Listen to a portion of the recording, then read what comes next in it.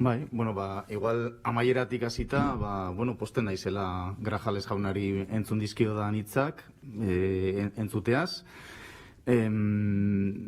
Ados nago indezun erakurketa osoarekin, esan nahi dute. Aurreko azterketek, zenbait puntutan zalantzan jartzen zuten tren tramaren aukera, zuri ez hitzaizun gustatu Karlsruhekoa, ulergarria da, ez dakit zeintzuk izango diren arazoak, komentatuko ditugu beste egun batean.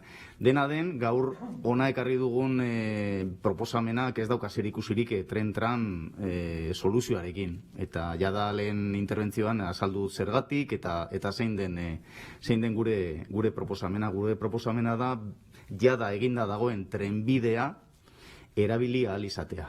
Euskotrenek erabili ahal izatea. Alegia, ateratzea zukua hor dagoen azpiegitura horri gurea den operadore publikoarekin. Ze ikusten ari gara, eta horre ikusten dugu pixka bat gure ezberdintasuna kaso Podemoseko Inigo Martinezek egin duen aurkezpenarekin edo diskursoarekin, uste dugu Renfe ez dagoela interesatuta zerbitzu vertebradore eta lurralde horrekan oinarritutako bat emateko.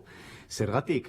Esan den bezala, Renferen zerbitzua ez delako aldirikoa. Bada, distantzia erdi edo distantzia luzeko zerbitzu bat, eta beraz, Renferi esatea ezkerekotxan geldialdi fakultatibo bat egin daitekela, da pixkate martzianoz hitz egitea. Orduan, gelditzen ez pixkate amaieran esan dituzun hitzekin, Grajales jauna, eta uste dute gaur ez aiola bide emango proposamen honi. Egia esan ez dut oso ondo ulertu Andueza jaunak eman dituen arrazoiak, besteak beste ez duelako arrazoirik eman proposamen honi ez apoioa ez emateko. Ulertu diot ez daukagula eskumena, eta noski, argi dago ez daukagula eskumena, baina argi dago baita ere gure proposamen honetan ez genuela eskumena aldarrikatzen, naiz eta ez diogun etxiko eskumen transferentzia horri aldarrikatzeari, baina kasu honetan eskatzen genuena zen 2000 abendutik martxan dagoen liberalizazioa baliatzea, eskatzeko Euskotrenek bertan zerbitzu bat eman ahal izatea.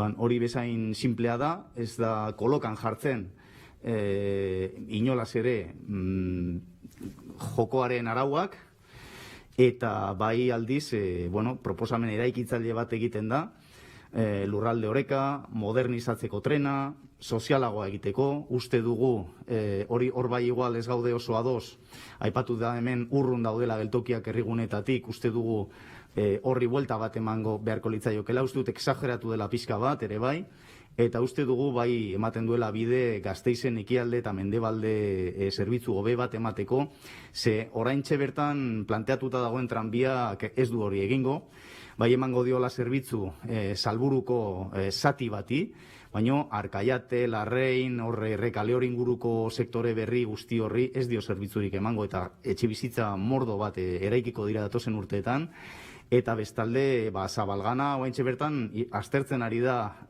nola lotu, baina nola lotu zentroarekin. Ez da aztertzen ari ekialde mendebaldeko soluzio integral bat egitea. Zergatik, lurperatzearekin inkognita asko daudelako, ezta, oraintxe bertan. Orduan, proposamen hau erabat egingarria da, legala da, eta uste dugu egungo transizio ekologikoaren testu inguru batean beharrezkoa dela.